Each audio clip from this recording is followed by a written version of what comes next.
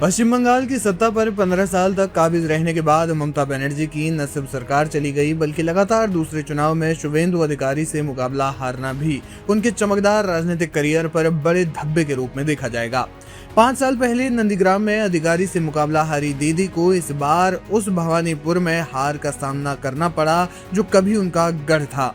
TMC के खिलाफ सत्ता विरोधी लहर, धार्मिक ध्रुवीकरण और भाजपा कार्यकर्ताओं के लगातार परिश्रम ने टीएमसी को महज 80 सीटों तक समेट दिया तो भगवा दल ने 200 पार जाकर सबको चौंका दिया। खुद ममता बनर्जी के लिए ये चुनाव बेहद कठिन रहा और अंजाम वही हुआ जिसका अंदाजा संभवतः उनको मतदान के दिन तक हो चुका था।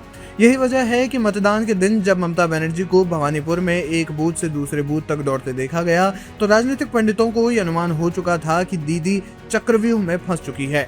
पिछले 2 चुनावों में अपेक्षाकृत शांत और विश्वास में दिखने वाली ममता बनर्जी इस बार साखावत मेमोरियल हाई स्कूल में बने काउंटिंग सेंटर में 5 घंटे से ज्यादा समय तक खुद मौजूद रहीं। हालांकि 18वें राउंड की काउंटिंग के बाद जब उन्होंने खुद को करीब 11,000 वोट से पिछड़ते हुए देखा तो बाहर निकल गई और अंत में शुभेंदु अधिकारी 15,105 वोट से विजेता घोषित हुए। काउंटिंग सेंटर के बाहर ममता बनर्जी ने अपने साथ बदसलूकी का आरोप लगाया और यहाँ तक कहा कि उन्हें लात मारी गई। राउंड दर राउंड कैसे बदला खेल।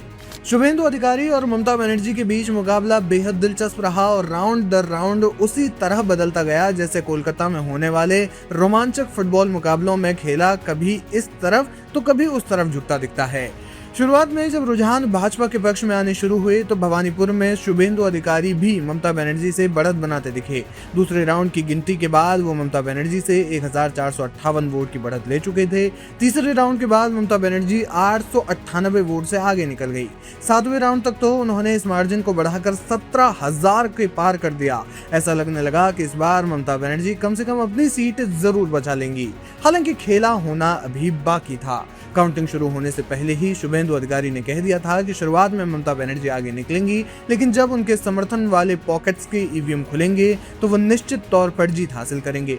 हुआ भी ठीक वैसा ही। 7वें राउंड के बाद बाजी तेजी से अधिकारी के पक्ष में झुकने लगी। 13वें राउंड की गिनती के बाद ममता बनर्जी 5,349 वोटों से आगे थी। 16वें राउंड में अधिकारी 554 वोटों से आगे निकल गए।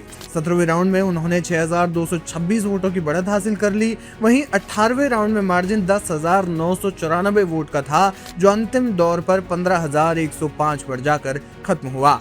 कुल मिलाकर ममता बनर्जी के लिए राउंड दर राउंड मुश्किलें बढ़ती रहीं। इस दौरान 1-2 बार ही कुछ ऐसा रहा जिसमें वो शुभेंदु अधिकारी से आगे रहीं, लेकिन ज्यादातर राउंड्स में शुभेंदु अधिकारी ममता बनर्जी से आगे दिखे और अंत में उन्होंने 15,000 वोटों से ज्यादा के अंतर से मुख्यमंत्री ममता बनर्जी को हरा दिया।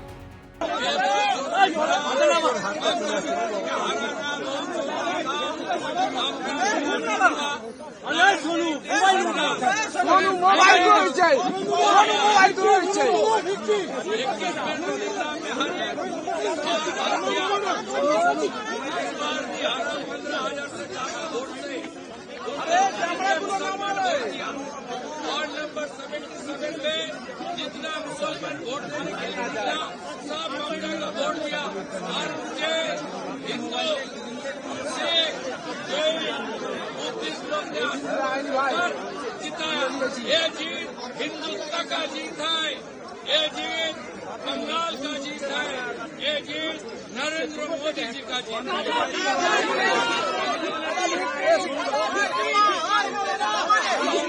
কিছু করার নেই ভাই, কিছু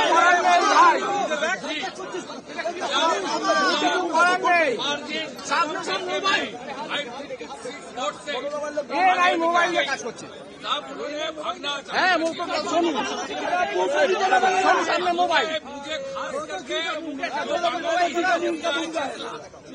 नंबर 1 को खुल के वोट डाल दिया।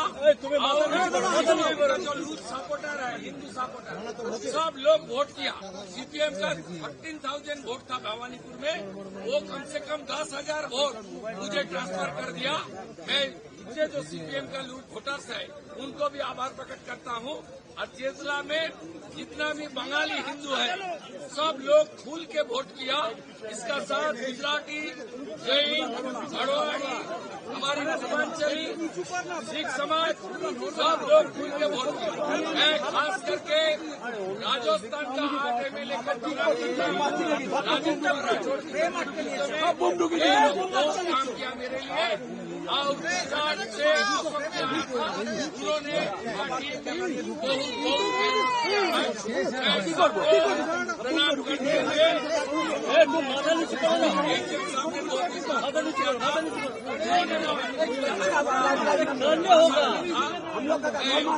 बता दिया कुछ देर पहले, बाकी तो किसी का साथ बात नहीं हुआ। मैं तो अलाउ नहीं था, इसलिए बोल दिया जा रहा हूँ और संदेश कर रहा है नंदीग्राम का